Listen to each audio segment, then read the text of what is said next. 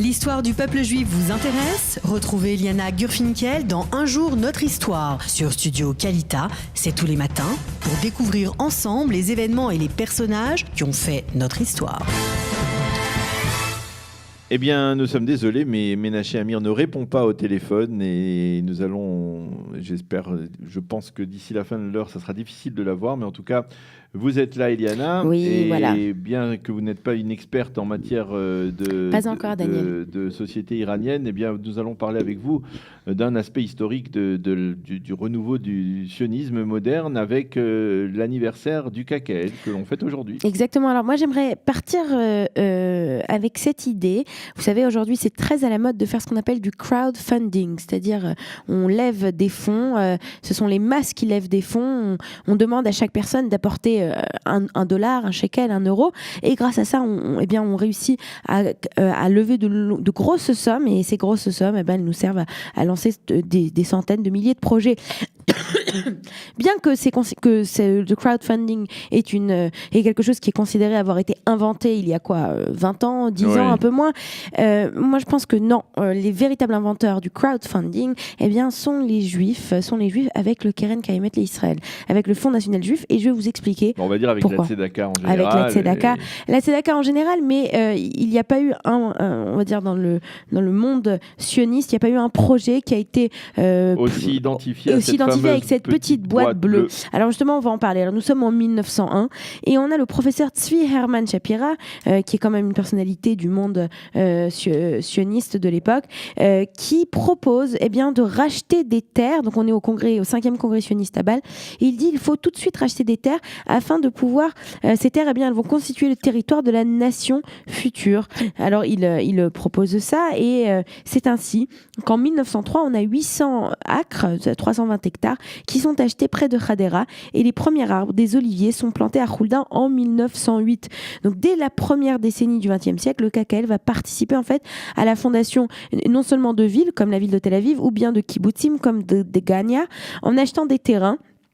Et donc jusqu'à la fin c'est important de le rappeler, c'est-à-dire que l'État d'Israël ne s'est pas recréé sur une terre qui était naturellement, historiquement la sienne, mais aussi sur des terres qui ont été rachetées par des bienfaiteurs. Alors, je pensais à ça ce matin quand en chemin, je me disais, voilà, on va pas pouvoir dire qu'on a volé les terres, mais d'un autre côté, puisqu'on les a rachetées, mais d'un autre côté, ça prouve qu'on se sentait pas à 100% sûr, on n'était pas sûr de ce que les nations diraient de notre retour en Terre Sainte.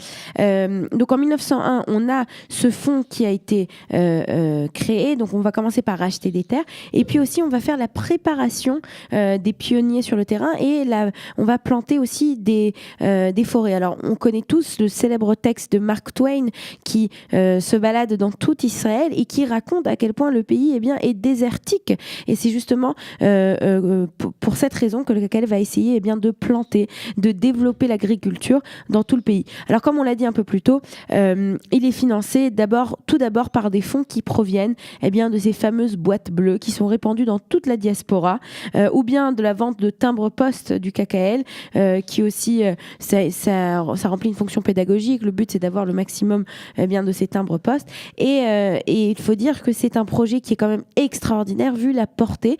Alors si vous allez dans les bureaux du KKL à Jérusalem, qui c'est pas très loin de chez nous, vous y trouverez des livres. Vous connaissez ces livres, Daniel? Ces livres qui s'appellent les livres d'or, où en fait pendant des générations jusqu'à aujourd'hui, à chaque fois que quelqu'un fait un don, son nom est inscrit dans ces livres, et on a donc ça remonte de 1901 jusqu'à aujourd'hui, plus de 100 ans, où toutes les personnes qui ont donné de l'argent, on les note, elles font partie de ces personnes qui ont aidé au développement de l'État d'Israël. Alors il faut dire aussi que donc à part l'agriculture, le KKL va favoriser l'immigration et l'intégration des chaloutzim, des pionniers, et le KKL va aussi s'occuper de l'assainissement des terrains marécageux, qui est aussi tout un projet en soi. À la veille de la naissance de l'État d'Israël, le KKL compte pour plus de 1000 hectares de terres dont il est responsable. Et aujourd'hui, c'est un peu plus compliqué. On a une personnalité Seulement 1000 hectares 1000 hectares.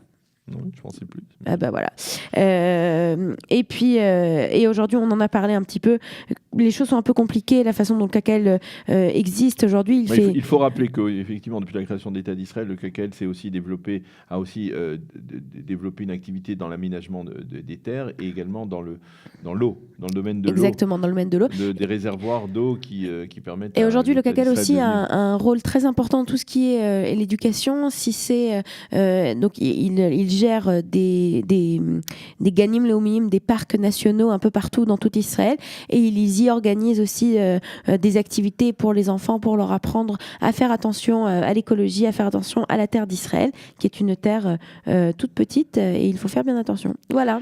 Merci beaucoup, Eliana, de nous avoir rappelé l'anniversaire donc, du KKL. C'est aujourd'hui ça a été créé, le 29 décembre 1901. 1901, exactement. Merci beaucoup, Eliana. Nous allons marquer une pause et sauf contre-ordre, nous serons directement avec notre invité pour la paracha de la semaine, qui est l'avocat maître David Lesgold.